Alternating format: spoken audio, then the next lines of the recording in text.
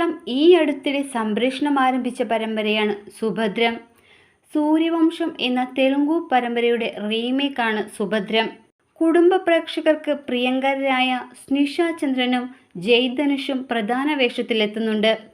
ഇതിൽ നായകനായി എത്തുന്ന പ്രസാദ് എന്ന കഥാപാത്രത്തെ അവതരിപ്പിക്കുന്നത് വിഷ്ണുമോഹൻ എന്ന താരമാണ്. പട്ടാഭിരാമൻ, മാസ്റ്റർ പീസ് എന്നീ സിനിമകളിൽ അഭിനയിച്ചിട്ടുണ്ട് വിഷ്ണു.